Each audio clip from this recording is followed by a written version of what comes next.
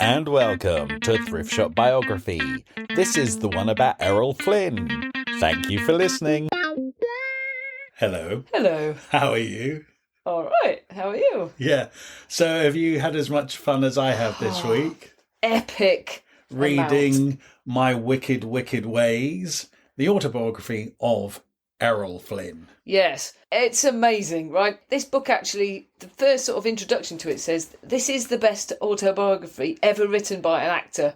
And you're like, that's a bit presumptuous. I finished it. I think it is. The best one you've read? Yeah, I almost feel like we can't go on now because we've read the best one and every other one is going to be rubbish compared to this book. What do you think about it? I enjoyed it a lot. I take issue with it a lot. Oh, that's me not judging it, but as a book... Oh, it was exciting. It's like an adventure movie. Yeah, it's like a Huckleberry Finn or Tom Sawyer. But for grown-ups. Indiana For Jones. very much grown-ups. Yeah. If Huckleberry Finn Was shagged lots of women. Did he? So I don't know. He didn't grow up. He's young in that book. Oh, okay. So he might have gone on to live a life of debauchery. Who knows? Is there a And sequel? become Errol Flynn. Anyway, it is... Huckleberry Flynn. Hey! It's epic, isn't it? Did you know anything about him before this book? I knew Errol Flynn was an icon of the golden age of Hollywood. Had I seen any of his films? I don't think so. I don't think so. Maybe a bit of Robin Hood, old Robin Hood. I know that his reputation precedes him in that there's been a phrase coined, in like Flynn. So I know that he's a gadabout, a womanizer. I did not know to what extent, but I knew he was known as a personality as well as an actor. That's it. Yeah, me too. Heavy drinker, and in like Flynn means you're in with the girls. I had no idea that he had such an... This is like 10 lives in one. It is. All right, let's get on with it. Yes. All right. Epic. Errol Flynn was his name. It actually was his name. Yeah. Oh, also, who knew he wasn't English? He's Australian. Nobody knows this man is Australian. And it's explained in this book, by the time he went to Hollywood, they sold him as an Irish actor because it was easier. Look, it's Irish. And in the westerns and stuff he ended up in, they just go, oh, why are you talking like that? Oh, I'm an Irishman who's just come over to the West. They just explained it away. It's an interesting point, actually. Who was the first massively famous Australian actor? No idea. No, I don't know either. But they were probably pretending to be English. Yeah. Even Margot Robbie's Australian, and you'd never know that unless you Googled her. Well, she's in Neighbours. Yeah, but nobody knows that. Yeah, so he was born in Tasmania, 1909, which is an island off the south of Australia. And he was there because his dad is a marine biologist. And a legend. Yeah, like he's in the English version of the Who's Who. He, discovers species and stuff, doesn't he? Yeah, Professor Flynn, he was a marine biologist and absolutely made groundbreaking discoveries in this early time of discovering things. Yes. So Dad married Mum, and soon after they went on a scientific expedition to the South Pole. Yeah, right. And then that's where she got pregnant with Errol. And they got thrown off the ship. His dad had Irish heritage, and his mum's peoples were seafaring travellers, and that's where he got his seafaring lust. Yeah, definitely drawn to the water. He spends half this book on water. Even when he's massively famous, he buys yachts and stays on the yachts. Yeah, he obviously heard all these tales because his mum's relative was on the mutiny of the Bounty, and he'd actually got a sword from those days, so he had this fantasy of going off to sea.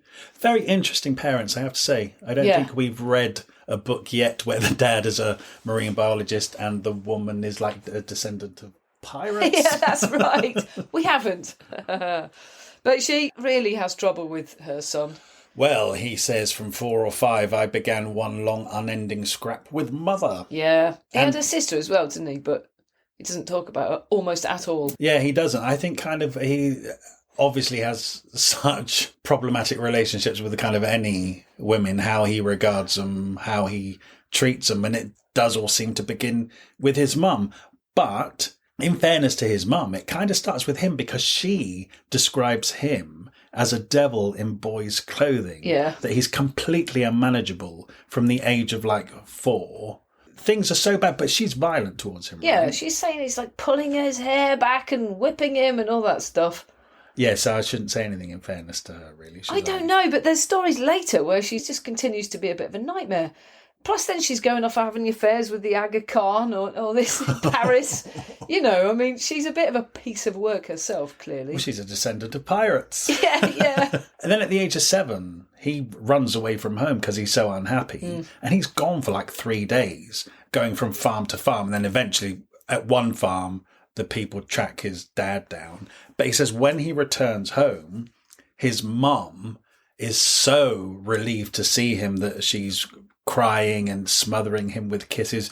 His disappearance sent her to her bed. It's like it really floored her. Which floored him, because he did not know she cared. He couldn't even understand it. So anyway. Kind of like a really interesting beginning to his life, but also a really unsettled, violent one too. Yeah, it is. But he loves his dad. His dad sounds like a really great man. And there's a point where he's quite young and his dad's going to take some duck-billed platypuses to London, and he takes Errol with him, which is really, really a great adventure. But on the way, there's 5 of them. And when they stop off in South Africa, he gets some tadpoles. Think, that'll be a real treat for them. And feeds them, and 2 of them died. Yeah. His dad's pretty mad, but they get 3 of them safely to the British Museum. So that's amazing to think that his dad was bringing unseen animals over to England. Yeah, that's great. He brought the first platypus to England. That was ever seen, and it caused a massive stir. But imagine if you'd never seen a platypus before. Well, and then you saw one. You wouldn't believe your eyes. I'll be amazed to see one now. I've never seen a duck-billed platypus. Have you in a zoo? I might have seen a stuffed one. Yeah. They have a lot of that stuff at the British Museum. They probably stuffed these when they died. They have a lot of stuffed stuff at the British do. Museum. Yeah. They do. But he obviously also got the kudos from it and got that his dad was a bit of a star, and that would have given him some roots in thinking that he was someone too. Mm-hmm.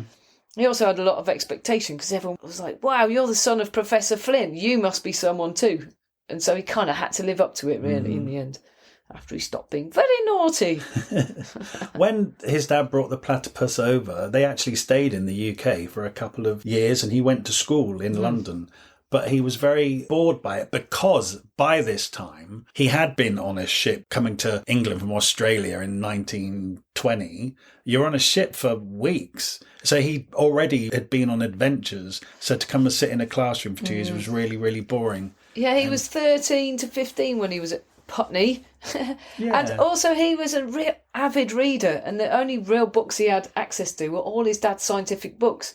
So his head was full of a lot of knowledge. So he actually found school quite backwards. It wasn't teaching him enough. He knew a lot. And also school treated him like a bit of a thicko because he was Australian. They called him a colonial, and they just assumed he wasn't as bright really as backwards. them. Yeah. But you're right, he was actually really switched on. Yeah. He's one of these people that we find sometimes with these books, these high achievers, they kind of have an unusual amount of energy. Yeah. And more often than not, it does get them into trouble. Yes. But also it really spurs them on, and they're so hungry for stuff. If they're not getting that knowledge from books, they are out seeking other adventures, and he certainly does that. This is the most adventure-seeking bloke you've ever met, and it's so funny because he becomes famous for that in films. I would never have known that he's an adventure-seeking, swashbuckling man in real life. Yeah. But he really is. In fact, he's more swashbuckling than any part he's ever played. If you believe it. I do believe it. Okay. So, after a couple of years at the school in London, they do go back to Australia. And, look, he's starting his relationships with various ladies. At the age of 13, does he actually have sex with the babysitter, or is he just rubbing up against her leg? I can't quite figure it out. He doesn't say it too much. And I think if he had done it, he'd have said it. Yeah. Because he's also talking about jumping out the window when he's at school in England and going to meet his maid. But he actually says they never did anything. Yeah. But he still got done for it. He got expelled, I think. But they put a sheet of corrugated iron under his window, so when he jumped down in the night, everyone knew. It's quite clever. So he's back in Sydney at a grammar school. Then his dad discovered a prehistoric fossilised whale in the cliffs of South Tasmania. So his dad really is kind of like an Indiana Jones explorer, paleontologist, marine biologist. How exciting if that's your dad. His dad's Indiana Jones, and he's a total wayward, swashbuckling someone else, Errol Flynn. So he's expelled from school, but then he quite quickly gets engaged to a woman called Naomi, which is... He strings her along for quite a few years. In fact, he keeps leaving Australia so he doesn't have to face her. But, when they left school, he did just then go around lots of little petty jobs to make a bit of money. Yeah, he was always doing petty jobs and thieving. And then he got in with the Razor Gang. Yeah. With his friend, and then his friend got beaten up really badly by them, right? Potentially killed. Yeah, so then Errol thought, this isn't for me. So he's just after school, he's flitting about between these jobs, but he has bigger aspirations and he wants to get out and see the world. So actually what he does is he breaks off the engagement with Naomi, gets the ring back, and sells it, and that's his ticket on to the next place, right? Which is New Guinea. And he's only 17 at this point. 1926, he's 17 and he's going out to see the big bad world all on his own. Yeah, and he blags himself a government job in sanitation, which he's obviously really good at going, yes, I can do that, I'm an expert in that. And he does actually use the knowledge from his scientific books to talk about sanitation. He probably knows more than quite a lot of people. He says that the government, well, it's colonialism, isn't it? And he's saying that the government won't buy soap for the natives, but they'll pay him to go around to the villages and teach them how to make soap out of coconut and stuff, and sanitation, hygiene. Things like bury your dead dogs and dig holes for toilets. And he's got a white suit and a helmet and 2 native policemen. This is awkward. There's tons of this book that is extremely awkward to read because, I don't know if awkward is the right word, because you're really talking about the white man dominating and changing and using and abusing the natives of this country at this turning point in time. Yeah, and when he's 17 and his first job is teaching sanitation, you kind of think, okay, this isn't great, but he's 17 and this is his first step out into the real world. This is what's going on in the world at this time. He's gone to New Guinea because he wants to be there. This is a job that a young white man would have. So at this moment in time, I was just thinking, okay, let's see where this goes. But he talks about them so derogatory, though, doesn't he? And you think even when he's writing this book, he's not 17 anymore. Oh, yeah, that's right. And, he says stuff like, I've been 2 months on this mission to teach the Stone Age people control and obedience. It's like, okay, you're writing this as a 50-year-old man in the 1950s. So it's safe to say, I said a wealth of world experience. He doesn't really seem to have moved on or taught him anything. Yeah, on the other hand, he's also teaching us about some of the really basic lifestyles of, when they went to Australia and those places, they actually found such a massive disparity between us, how we evolved with technology and our basic lifestyles, and they were absolutely stuck in a time. They had not evolved. They hadn't modernised in any way. And so we're actually reading about actual quite primitive peoples, just like David Attenborough met, but he was documenting them kindly rather than recruiting them and selling them as slaves, which is what it's coming up. Errol Flynn did, but as everyone else was doing. So while he's having this sanitation job, and there are other white general officers in New Guinea, and then he spies this rather attractive lady called Maura, and this is kind of like first in a repeated episode. He has a hobby of basically having sexy time with attractive women and who are married. And also, what is the running theme? He's not just having sexual relations with these married women. Their husbands are always coming home and catching them. Oh, he's always getting caught. And he has to either fight the husband or go running out the window. It's a running theme. And then he gets caught and he knows he's got to come and see the boss tomorrow, and he knows he's for the high job. So then he gets sent on his next mission to investigate a massacre. There were 4 prospectors killed in Madang. Oh my God, it's just nuts. They have to cross rivers, scale mountains. There's cannibals en route. They have to go on a schooner for 10 days and then get into New Guinea to find the site where these 4 prospectors were killed. And it's the tradition not to move bodies. So there's all these prospectors with spears through them and all their bags around. No, they haven't been touched. Meanwhile, there's all the jungle drums going and the natives are spreading the news.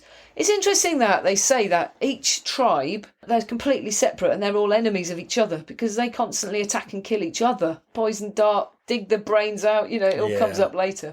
So they are quite tribal and cannibalistic. No wonder he describes sometimes them in such ways because it's a completely different experience than Sydney. You know what I mean? Yeah, for and sure. It's not that far away. So anyway, then their job is to try and find the culprits. There's no chance they can find the culprits.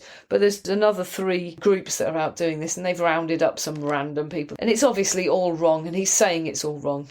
These 12 men are lined up to be hung and they build this stage. His bosses obviously think it would be really good to make a show hanging just to put fear into these natives. So they arrange it as a big feast. And about 2,000 natives turn up. But they're all loving it.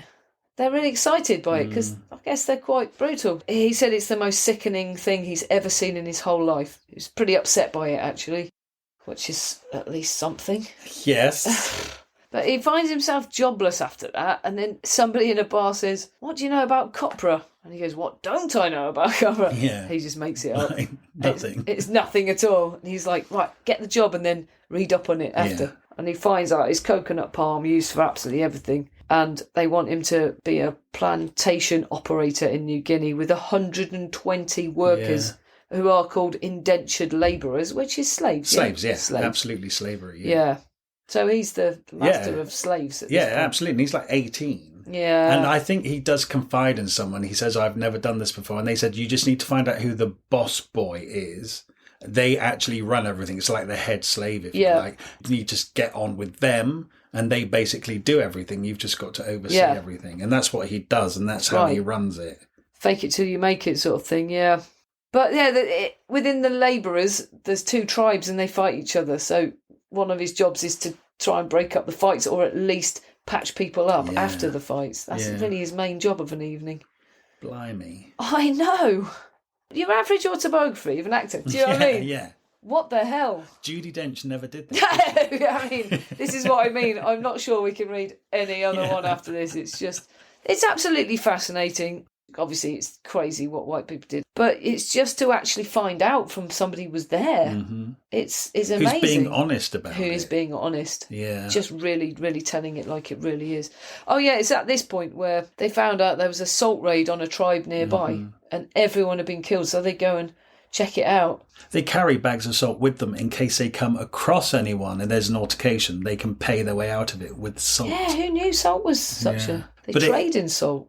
It is at this village where they notice something rustling in the grass, and it's a girl, Errol Flynn. They get this girl to come out. He says she was a pathetic little creature. Obviously, she hid while the village was being massacred, and now she's there on her own.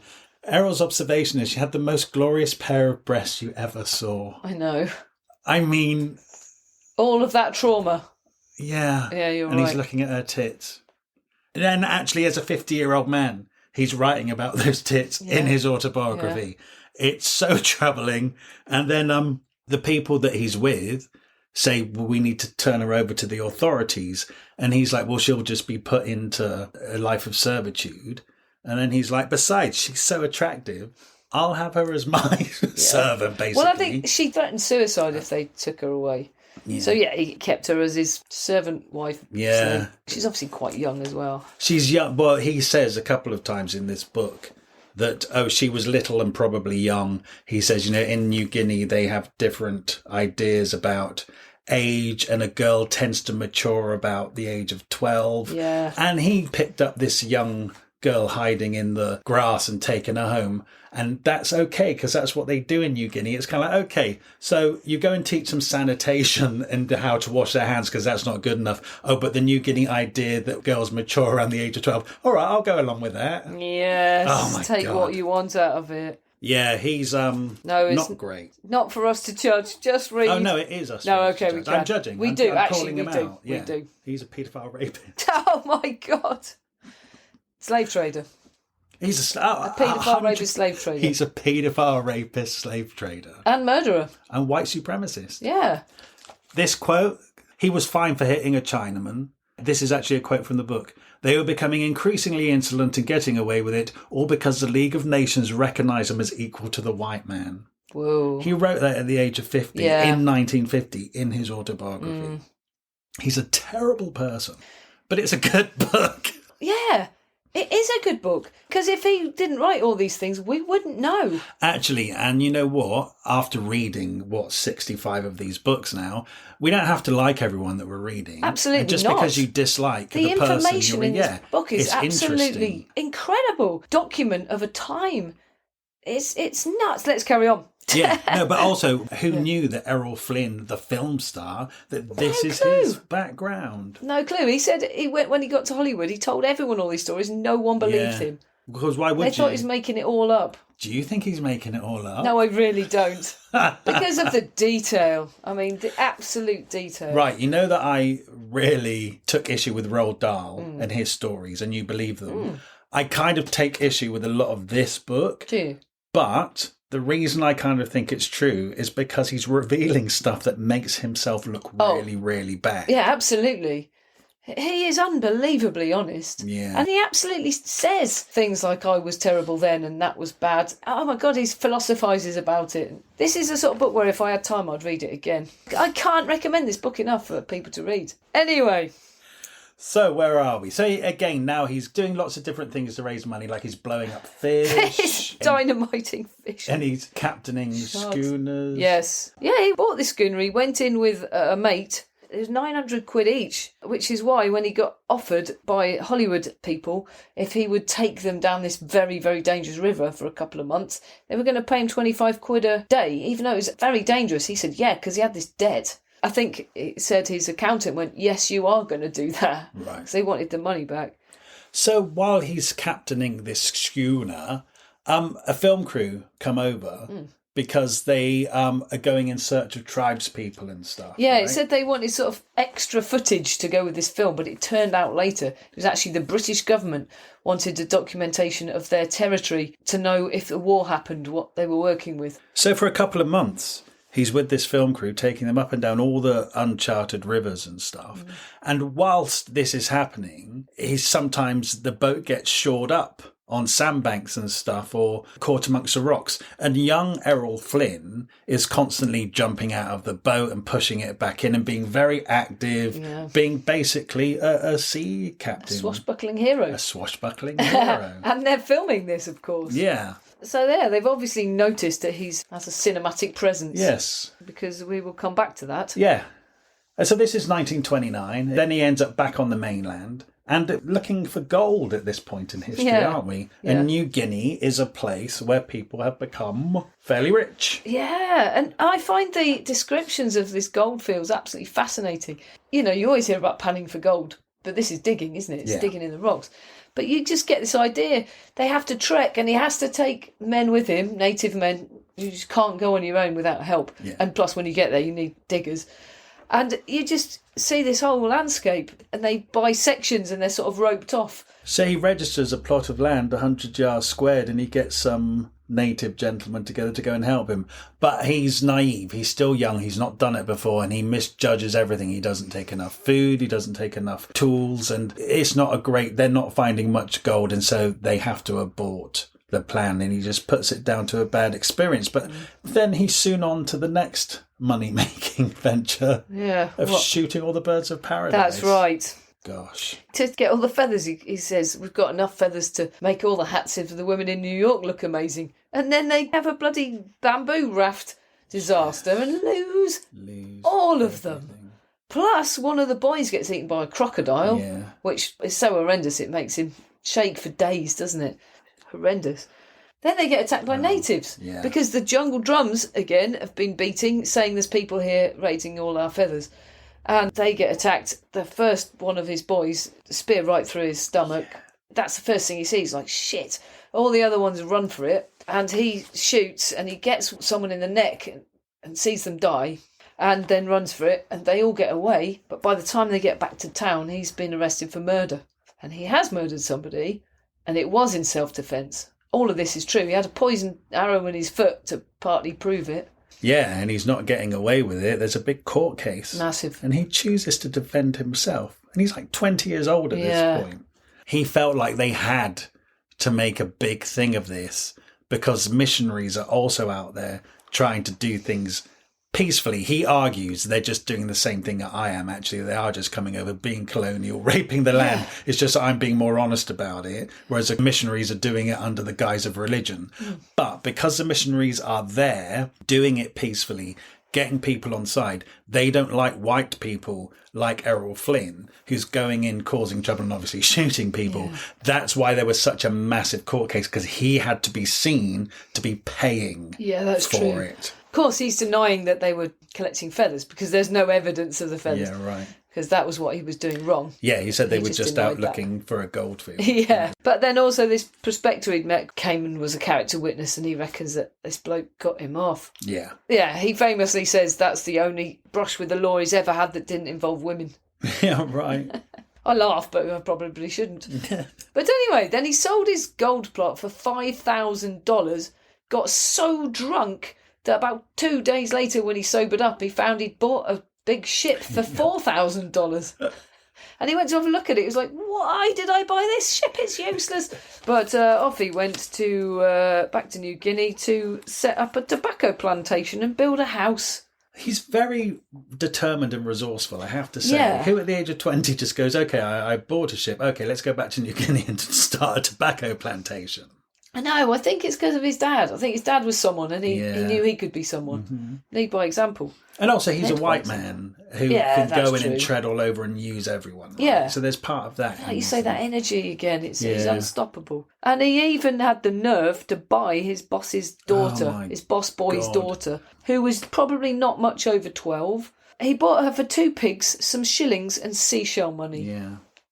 I mean, like I say, that's not your average actor's autobiography. No, it's not. And you know when they first go and see that daughter, you know the first thing he talks about when he sees her? Tits. I know. Yeah. And then a bit later on, because he's bought her now, his first thought was, I knew I had to buy her. So he's got her. She doesn't like him because she has a boyfriend in the village. That's right. So she's very bad-tempered with him. But anyway, they end up getting on. And then she actually kills a crocodile in the river. She puts a spear between the crocodile's eyes. Errol Flynn runs over and says she was jumping up and down in triumph. And her little breasts, I can't even say it. Even in the moment where this woman has killed a crocodile, he's still commenting on her breasts. And then he says she was so excited she was like a child. No, she is a child. Oh my God, good point. She is a child. Good point. And she can kill a crocodile, so you really need to watch out, Errol Flynn. Yeah, right. Yeah. But this was described in a sort of romantic, wooing each other, like a honeymoon period before he had sex with her, basically. He was like trying to get her to like him. Yeah, right. It's bizarre. But then he gets a telegram. From Joel Schwartz, who was the man who... The Hollywood man who was doing the filming on the boat. Up and down the river, the uncharted territory. Yes. Yeah, because they were making a film called The Wake of the Bounty, and they needed somebody to play Christian Fletcher. Yeah. And they saw young Errol Flynn jumping in and out of the boat and being very active, and they offered him a part in the movie. Yeah. Just like that, even though he wasn't an actor or anything. He must have made such an impression. I mean, he was with them for 2 months. 2 months, and he would have been talking and yeah. They offered him 50 quid. And all expenses, and obviously a trip to Tahiti, where it was filmed, so he jumped on that. As soon as he got there, he said he found that he really enjoyed it, and he was really good at learning lines. He just found it really easy to memorise lines. He is a natural actor, in fact. And that's where he says his ambition was born, to be more than just a farmer or whatever. So, what did he do? He bought 8 Melanesian gentleman savages, and he took them on a steamer to Sydney. He was going to Sydney anyway, and he just thought it'd be quite a laugh. So he'd make quite an entrance in Sydney. Because it's the premiere of the film, right? Yeah. And he went to all the big department stores, and everywhere he went, they'd never seen a shop, they'd never seen a traffic light, they'd never seen any modern world ever. And he took great delight in their reactions, which, would be absolutely fascinating. But did. It's nuts. It is nuts. It's so exploitative, but we know he's exploitative at this point. But also it got him in the newspapers. Yes. And coinciding with the premiere of this film, it got him a lot of publicity. Yeah. He's not done anything right yet, has he? Wow. Yeah, he appeared at the premiere of his own film and it was a big hit. It's a big hit. It's one of his most loved films, and it's the first one he ever did. And then he got the attentions of an older woman. Yeah. By now he was absolutely broke. He has money. Then he goes so broke that he's basically homeless. He's going into a hotel, getting the breakfast. Yeah, wangling breakfast. And he's in a hostel with loads of other people where you have to put your own clothes under your mattress or they'll get stolen. Yeah. Like, he's living like that when he meets this rich woman. Madge, very Australian. Madge Parks, who's married, of course. Very rich, has an affair, stole her jewels. Gosh, so he wakes up one morning after he's knackered her out from a night of sex. Yeah. And sees all of her jewels on the bedside table. Yeah, just sees an opportunity. And he goes on, no, I shouldn't do it. And he was actually quite fond of her. But he just took them all and ran for it. And actually, she was hot on his trail, wasn't she? Because he ran around, got them taken out of their settings, and he put them in his shaving handle, which I've seen before in films. Mm-hmm. I'm surprised they didn't look there. Yeah. Or maybe he was the first one to do it. Yeah. Yeah, and then he managed to get to the boat, and it was literally like the boat hadn't even set off before the police came after him and searched his cabin.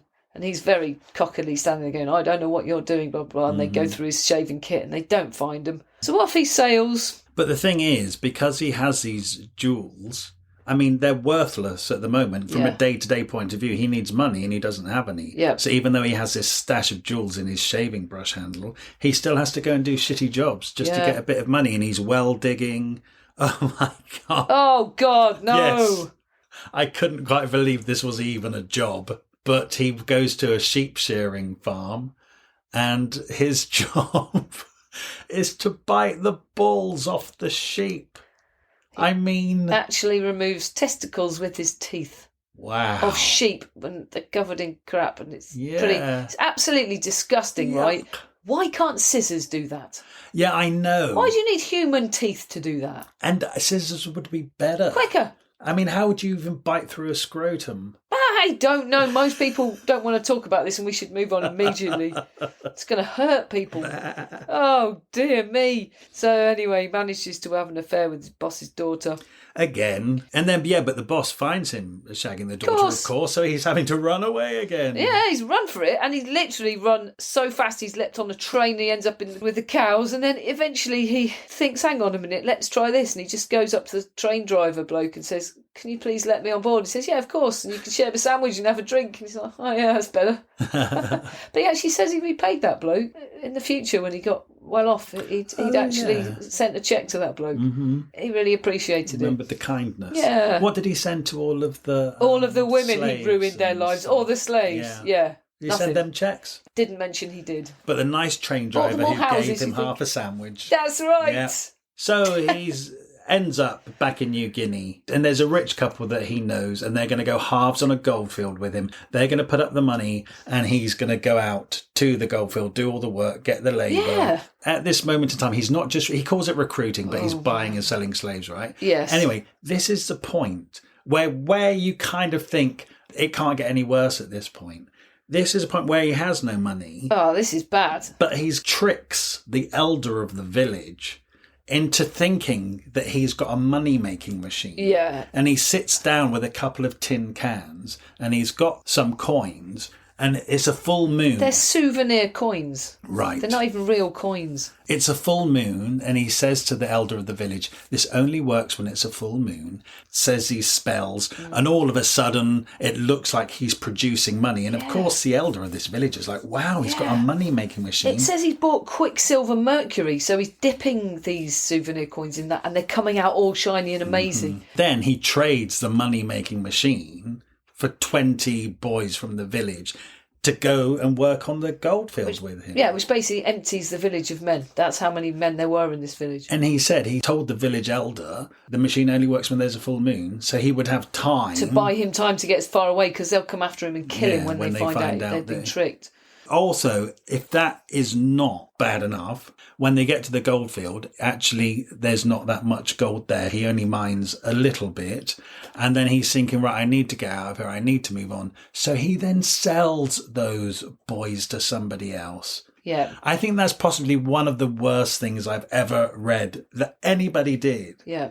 That's just despicable. Yeah, it is.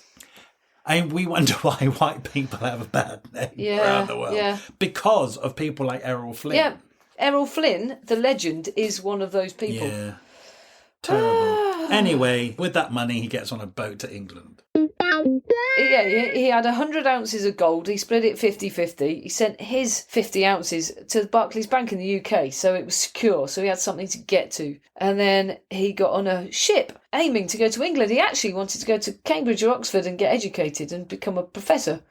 But that never happened, obviously. And on board the ship, he meets Dr. Gerrit Kurtz, who's a Dutchman, huge and hairy, amateur photographer and actually a doctor. And he's just as despicable a person as Errol Flynn. They are matched man for man in despicable behaviour. Oh my God, the first stop is the Philippines and they share a room. And cockfights is the big thing there, which I didn't really know before, but they put razors in the feet of these animals, these birds, and then they set them fighting and they're obviously kicking at each other and slash each other to death. But they engineered their cocks. What they would do, they would sharpen the beak of their cock. And then because Gerrit Kurtz, the doctor, had snake venom, they would put a little bit of snake venom on the end of the sharpened beak so that then when the cocks were fighting and their cock would peck the other cock would be poisoned by the snake venom and it would be dead within a minute. Yes. And so they engineered the betting because they knew who was going to win. Yeah. And that they made a lot of money doing They made thousands. But it didn't last forever. It totally backfired on them because this one time, these cocks, they just weren't going to peck each other. They were really standoffish. Usually they go straight in. This time they didn't. So they were just skirting around each other and then the one dropped dead. They got busted finally. They had to run for their lives and the crowd were pursuing them. And they was like, run, we don't have time, grab that, run. And they got to the port and got on the first boat that was leaving. They didn't even know where. And as it was pulling out, the baying crowd were at the port. And that's the closest they ever came to being killed. They would have been killed. They would have been killed. And it turns out the boat's going to Hong Kong. Yes. And then the next disaster's awaiting on that boat because he gets bloody duped by a beautiful Chinese girl. Tingling O'Connor. Didn't you immediately go... Made up name. Yeah, didn't you immediately go, well, she's going to screw him over? Oh, yeah. Oh, I saw that coming a mile off. How did he not see it? I Probably thought she was looking at her tits. Yes. Well, she was a grifter, wasn't she? She changed her name every time. You know what? She probably invented O'Connor when she found out he was called Flynn. Because she probably made up that Irish... I've only just realised this as I speak. Because I thought it was a strange name, Tingling O'Connor. Yeah, but then she said her dad was an Irish diplomat and her mum was a Chinese, and so he felt he had something in common with her. She probably made that up. She was a pro. Yeah, she really was a pro. It very much a James Bond film, that. Yeah, that's totally who I had in my head. Because you get a beautiful... Because the James Bond films are so real travelogues, aren't they? And there's always beautiful people from all over the world. This is all based in casinos. Yes, exactly. Yeah. Oh my God, and you know what? Errol Flynn ended up being neighbours and friends with the Blackwells. Blanche Blackwell was the mistress of Ian Fleming in Jamaica. Yeah, and he lived there. So actually, he may have talked a lot to Errol Flynn and got a lot of ideas. Oh, interesting. Anyway. So, Tingling's taken them for most of their money. But he's like, that's okay, because I still have my stash of diamonds, right? They still got their diamonds, so on their next voyage, he's got malaria, so he's absolutely delirious. Then he goes to the bar and is accidentally somehow drinking beer, so he's pissed and ill and delirious. And when he goes to his coat, the nice man he's been talking to the whole time has clearly robbed him of his diamonds. So they go absolutely bugger all again. To the point where they don't even have enough money for the next leg of their voyage. So they then sign up to be soldiers in Hong Kong because they know they can get a ship to Shanghai. Because Shanghai was under siege from Japan and they end up digging trenches. And it's when they're digging trenches they decide to run for it. And they've got 2 Chinese laundry tickets. So he doctors them really carefully. And they fled on the next ship with the ID. And he actually says, I think I might justly claim to be the only man who travelled through China with a laundry slip for a passport. Then he shagged a Japanese girl on that ship and then her husband beat him up. In fact, he very much threatened to kill him with a gun. Yes. Anyway, so they're kicked off the ship. And then they don't know where they are, so they get this guy in a rickshaw to take them somewhere, but they refuse to tip him. They get in a fight. Do you know what? I'm pretty sure he's taking him to the whorehouse, because I'm sure this all happened outside the whorehouse.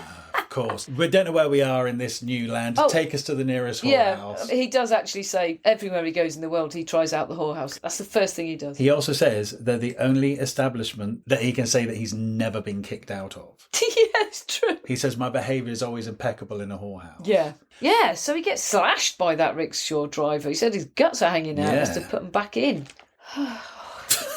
Still part of the adventure. Oh my God. I mean, we can't say everything that happened to him. They go to Ethiopia, they go to Calcutta. It's like Around the World in 80 Days, but for... An arsehole. Yeah, like an XXX rated Around the World in 80 Days. It actually really is. That's the sense of adventure of it all. You're really travelling the world in these times. And then when you get to this point in the book where you're just like, this is somebody's completely exciting, adventure-laden life story. Actually, now he becomes he's in London and he starts becoming the Errol Flynn that we actually know. Yeah, true. I.e. an actor. By the way, he splits up with Kurtz at that time, and he said he was really sad. And from him, he learned the unimportance of being earnest. I really like that. He goes to London and puts a CV together, all lies except the one film. An acting CV. Yeah. He puts an advert in Spotlight, like 100 years ago, still going today. And he puts a picture of himself. I think during filming, there was a picture of him looking very athletic. And then he makes up, well, he says he was in Wake of the Bounty, but then he makes up 3 other titles and says, Errol Flynn, call this number. And somebody did. Yeah, it was the Northampton Rep Theatre. And he only got asked to go there because they needed somebody to play on the cricket team. Yes. They said, can you play cricket? Yes, I can. He says, can't play cricket. But they kept him anyway. He's there a year and a half. So he's playing lots of different roles and stuff and learning acting. Like we were saying, like Catherine Hepburn should have done. Yes, start at the bottom, do little parts. Yeah. He's playing old maids, chauffeurs, butlers, detectives, burglars. And then he rose to bigger roles. So they promoted him and then he ends up doing Shakespeare. He even played Othello.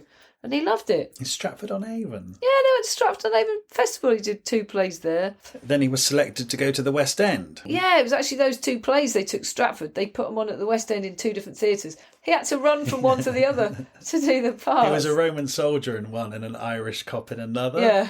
During that, the head of Warner Brothers UK was in the theatre one night, saw Errol Flynn doing this little part as an Irish cop, thought he had great energy, needed somebody to do a little bit in a film called Murder at Monte Carlo. He ended up with a 6-month contract in Hollywood. Yeah, because Jack Warner saw him in that film. Jack Warner, there he is again. And then took him to Hollywood. So he's off to Hollywood on a boat, because that's what you had to do in those days. And Yes. I love that other up-and-coming starlets are on this boat All as over well. this boat. Merle Oberon's on this boat. Yeah. Some are already established and some royalty.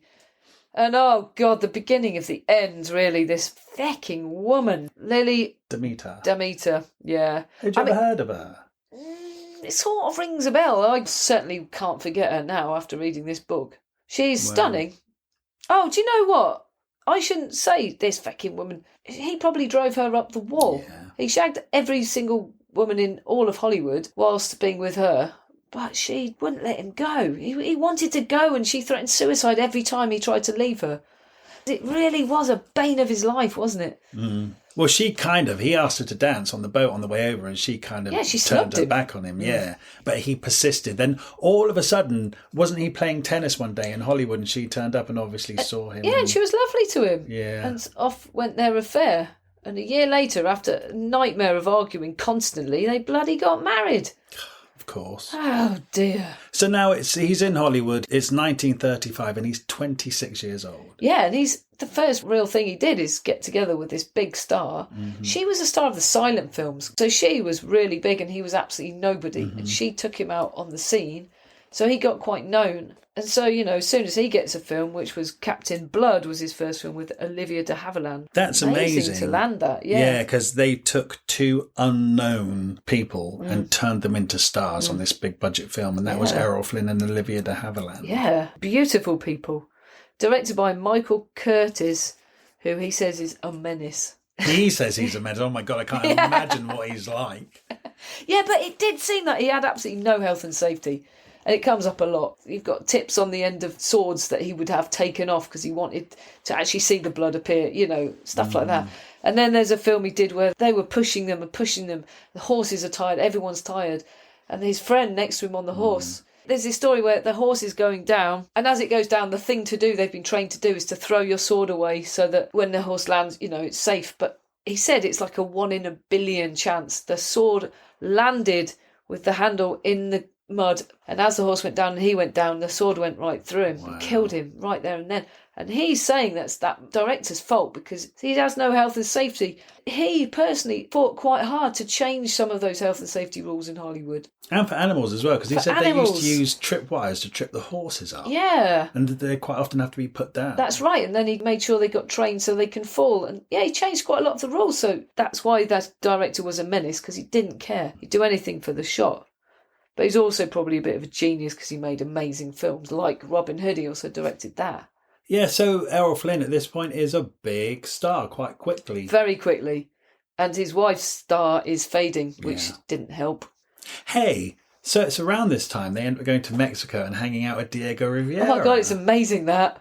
And he talks about Diego Rivera's wife, who I'm assuming is Frida Kahlo. It is Frida Kahlo. Did he not actually say that? No, he doesn't name her. It is Frida Kahlo. He describes her. Well, because at that point, when he's writing the book, she's not really known outside of the small art circle. Was she not? No. This was published in 1960. Because he had lots of women, because he didn't name her as Frida Kahlo, I wondered if it was or if it was just another woman that he assumed to be his wife. But I love that there's this little insight into Frida Kahlo, and he doesn't quite know who she is. Oh, it's his wife. It's like, fucking hell, that's Frida Kahlo. Yeah, yeah. And I love that Diego Rivera, they kind of don't get on, but then he ends up getting so stoned, he's just like tripping. Yeah, it's almost like he's trying to stir up a fight or some real conversation. So he's saying, I don't really like your paintings. They don't speak to me like music does. I can't hear them. And it's almost like he's just winding him up for get a reaction. And he says, okay, I can make you hear my paintings, and gets him really stoned. And then he says, I'm looking at his paintings and I can hear them. And he actually says in the book, I know it sounds crazy, but I was there. This did happen. The paintings did sing to me. It's like, man, you were tripping. Yeah. You were tripping balls. Oh, it's great. Yeah. It does sound like a bit of an orgy set up as well in their household. Because, like, Trotsky and his wife stayed with them, and they both had affairs with each other. Like, his wife had an affair with Diego, him with Frida. They were obviously a bit swinging. Yeah. Those artists. Oh. Anyway, I don't like this story, but it's an absolutely fascinating story. He was 1 hour late to his own anniversary with his wife, and they got all the industry people at a party at their house. So, yeah, it's pretty bad to turn up an hour late. Definitely. He should have been there to host it. So what happens? His wife smacks him over the head with a bottle of champagne, which basically cracks his skull. And as he's going down, he, with all his last strength, punches her in the face. He says he's never punched a woman in his life. That's what he says. Yeah. And it really shocked him that he did it. So he's really shocked, and both of them fall unconscious on the floor. And they're both taken to hospital. When he comes to, he says he can always feel this hollow in his skull because it smashed his skull. And she'd lost some teeth. And oh, my God. Yeah, and he said it killed the love. He said him hitting a woman killed the love he had for her. Nevertheless, they stayed together for years and had a kid. Sean. That's his kid with Lily, right? Yes. Sean. Yes. Do you know what happened to him? Yes. He became some sort of correspondent. Yeah. And disappeared in some jungle it was during the Vietnam War. Yeah. Bodies never found. Yeah. He was declared dead. Yeah. But so he carried on the adventurous life. He was an adventurer too. And the thing is, Errol shouldn't have even lived to die naturally of a heart attack. There's many, many things that he did that should have killed him. Yeah. So no wonder his son didn't make it to 50 even. When he divorced Lily, Demeter, the conditions of the divorce were she could hit Errol up for alimony until she married again. Yeah, so of course she didn't remarry. She ended up crippling him financially. Oh, she absolutely ruined him. But then he was stupid enough to still be sleeping with her because, oh God, it's one of those really dysfunctional relationships. They were on fire in the bedroom and hated each other out of the bedroom. He just said there's just this animal attraction between them. Every time he was near her, he just couldn't help himself. He's very, very beautiful. But come on, Errol. So, 20 films in 5 years, but ultimately he was typecast as a swashbuckling hero, and he was getting no choice in that, and he was becoming very unhappy, very disillusioned. It wasn't his life's dream to be an actor. No, it wasn't really. No. And the studio would always threaten him kind of like saying, if you don't do this film, then we're not going to employ you. He's like, well, I can go and do any number of other things. Yeah, but he didn't care, and not caring actually really helped him. But eventually he did take some time off. Garrett Kurtz comes back, and then inexplicably they think of something to do so Errol can escape for a while. Yeah, it's like, oh, come on. They said there's a civil war in Spain. Let's go there. Yes, but he says he went to join the civil war actually almost wanting to die. Yeah. He wanted it all to end. And so he went to join the civil war. Apparently quite a few people went to Spain to join that civil war. A few journalist. famous people really hopped into that place, yeah. Isn't it a bizarre thing to willingly go into a war that you're not? War zone. It's not your country. Yeah, he said like he didn't even care which side. Yeah. He could see both sides. Yeah, saw some pretty horrible things. People getting killed, people getting blown up. They both ended up in hospital because they were in an explosion. Yeah, Garrett Kurtz actually becomes a doctor. Yeah, over he there, just went around volunteering to help. Yeah. They are an interesting friendship in that they do just travel to the weirdest places and just insert themselves into what's going on. Yeah. Anyway, look, we should mention that he got accused of statutory rape, and he says it was wartime now, right? It's 1942. He said what was really bad was that they kept missing out the word statutory in the news. So it's Errol Flynn accused of rape. It wasn't rape. It was statutory rape, as in it was the actual accuser said that they had consenting sex. It's just that she was underage. She was 17 and not 18. So it wasn't as bad a crime as the papers are saying. Then someone else pipes up, so there's two people after him. Now he actually says the one he knew he'd slept with, right? The second one, he said, I remember her at the house, but she was way too ugly for me. I never would have. Oh my right. God. So, I mean, that's being honest, though. So one was real, one was set up, and both of them were coming at him at the same time. But he actually reckons that the studio always paid off certain attorneys of the law. The new studio boss hadn't paid. And so they came after the top star to bring him down. Okay. To make sure that they then paid their money in the future. Because he'd got this phone call before he got done for it saying Jack Warner needs to send 10 grand. And if he doesn't, you'll know about it on Wednesday. And on Wednesday he got accused of statutory rape. So it did seem like they'd actually found girls. Of course they had big bachelor houses where they had parties with just men and people found them girls. He says it. People found girls that were very willing to go to the house of all these stars, just like today, exactly the same. He said he didn't check their birth certificate. The one of them, yes, he slept with the other one, he didn't, but it was normal behaviour. They were just underage. I mean, whether it's going on or not, whether he knows how old they are or not, he quite legitimately got done for statutory rape. Do you know what I mean? And yes, it's like, I do. He had it coming. Yes, he did. And I know what you're saying is that some of quite obviously put up by the studio, the opposing studio. Yeah, but he still slept with girls who were underage, which is... And this was a long, drawn-out court case that lasted a long time. It gave him lots of bad press. It affected his career. Well, he said that it actually boosted it. Basically, right, it's in the middle of the war, and it was a lot more entertaining for people to read about this than it was about the war. So it took all the front pages, and the war ended up being on page 7, 8, 9. Shit. And so they loved to read about it. And then some of the things the girls were saying, right in the middle of the trial, this film Gentleman Jim came out and there was seducing scenes in it. People were like, oh my God, Errol Flynn's saying the same thing as he said to this girl in the trial. And everyone rushed to see the film. So they were using statutory rape as a advertising for a film. Yes. Wow. But people kind of really needed the distraction. That's what it seems to me. And then, the in like Flynn phrase was coined because of this, but they weren't saying it as a bad thing. He became like a hero of womanising man, which he didn't want to be. I know, it's kind of bad.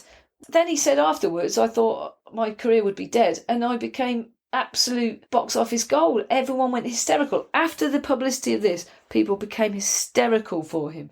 There was crowd screaming. Because he said when he got let off because people didn't believe these girls. Let's not forget, this is 1940 something.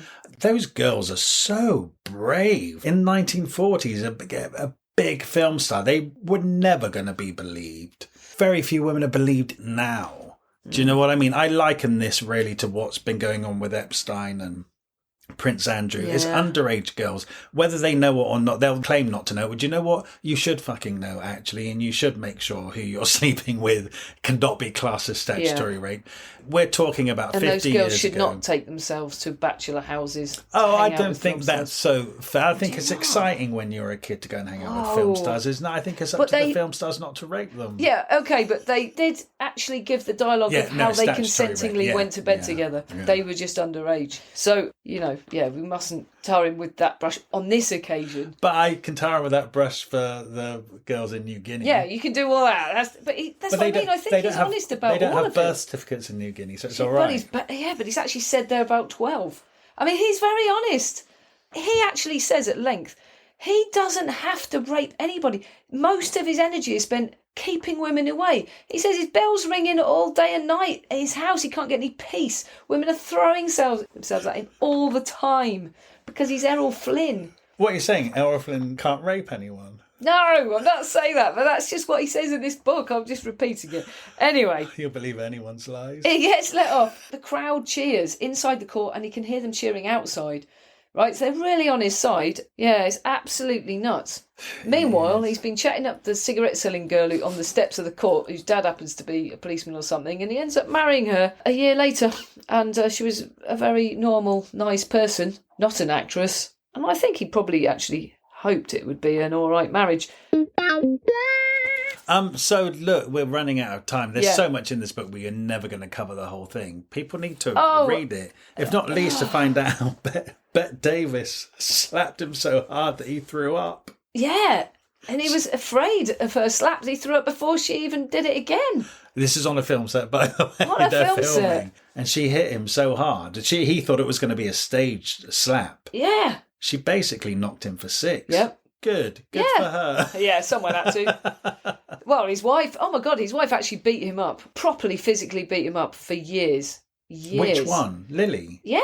Do you remember that they said they were fed up at the film studios because the makeup department had so much trouble trying to cover up all his injuries? Bloody hell, honestly. Anyway, to summarise, he actually completely dropped out for a few years, hit the bottle, and because she was after his money so much, he lived off his boat for years, built up a house in Jamaica, tried to make that work. But if he was away from America, I think he was obviously trying to avoid payments. He got married again, he had another kid, and then he ended up back in Hollywood, but finally making films he wanted to make. 'Cause he actually got decent parts in his older years. He could act. Yeah, he actually got allowed to act. Yeah. He even played John Barrymore Yes. in the film. Oh, should we mention no, that? Yeah, go on. We have to mention in Drew Barrymore's book this story, but it's said completely differently in this book, and I sort of have to think this is the truth. Well, Errol Flynn was there. So Yes, Errol was actually there, and John Barrymore died. They'd become good friends. He'd actually lived in Errol's house for a while. Some rascals that were all friends, and they'd all gone drinking together to celebrate John Barrymore's life. They'd all got very drunk. Some of them had snuck away from this party and gone to the morgue and bribed the morgue bloke with a lot of money to borrow the body. They took it to Errol Flynn's house and set him up in the chair so that when Errol Flynn came home, very sad and very drunk, and opened his front door, he was confronted by dead John Barrymore, sat in a chair facing him. He absolutely lost it. He's like running down his own road, and they all come after him going, it's a joke, it's a joke. And he's like, not a good one, not a good one. Take him away. And then he said he couldn't sleep and he's in a total state. Very sobering. So that's the truth of that. It is funny how he does, because this whole book is written very much to establish himself as the macho man of Hollywood. But a couple of times he does admit to being completely destroyed by certain moments. Yeah. And this is one of them. Yeah. And also, I think, admitting that when Bette Davis hit him, he was terrified to go back on set and he was actually throwing up in Physically his sick. dressing room. Yeah. So there are glimmers of the man behind this invented veneer of the action. I think he shows us all of himself. Yeah. He says people would be really surprised if they knew how often I cried in private. Not a lot of swashbuckling men would admit to that. John Wayne wouldn't. No, maybe not. And then he also says, he went for this suicidal period where he went home every night and put a gun in his mouth and nearly did it and then didn't. And instead he bought a boat, Yeah, of went course. sailing. He said after the rape thing, he just became a phallic symbol. He was like the male Mae West, and he never wanted to be a phallic symbol. He had a brain in his head, and he just was reduced to a penis. A walking penis man. And it really, really depressed him. So, yeah, it's an amazing account of one man's life, and he only lived till 50. The shocking thing of this book is the last page. Now, he says, this is on the last page of the book, on June the 20th, I turned 50. And the last sentence of the book is, the second half century looms up, but I don't feel the night coming on. Yeah. 4 months later, he was dead. Yeah, it's amazing. It's best it happens that way. That's what I mean. Because they said afterwards his liver was severely damaged, but he didn't know that. So he lived hard and fast and died young. It's like a biker's life. Yeah. You know? It's a pirate's life. You know, you won't live long, but you will have an exciting, adventurous life. Wow, he really did. He's a pirate. Which is his ancestral line. Yes. It's amazing, isn't it? And he got that job in the film, the first film, from basically being a bit of a seafaring dog. Yeah. And his last thing to do was actually leave an incredible account of an era of the world. Yeah. Through a certain angle, anyway. Yeah, no, I know. But in a way, it could have been sugar-coated and stuff. And I like the fact that he had no concept of putting his best self forward. Yeah. Because in a way, we have learnt the truth. And it's a pretty despicable truth. It is. But at the same time, it's an honest account. Yeah. And we don't have to like him. It is honest. Because he says, you know, when the wife hit him over the head and he punched her, he actually says that didn't come out. The studio covered it up and said they were in a crash. You know, he didn't have to say that. He's just laid it all down. And he calls the book My Wicked, Wicked Ways. That's a judgment on himself right there. He actually said at one point he was, because of the phrase in like Flynn, he thought of calling his autobiography In Like Me. That is funny. It's really good, isn't it? Thank you so much for listening to this episode of Thrift Shop Biography. We love making this podcast and we're absolutely thrilled that so many of you are already listening. We're new to this and you could really help us out by leaving us a review somewhere, wherever you listen to this podcast. And if you could share us, tell your friends about us or drop some links on social media. We have a Facebook page called Thrift Shop Biography, so make sure you come over there to hear about the episodes first and what else we're up to. Okay, see you next week. And if you're new here, there are loads more episodes now to go and listen in the back catalogue, so make sure you go and enjoy them. Okay, thank you very much.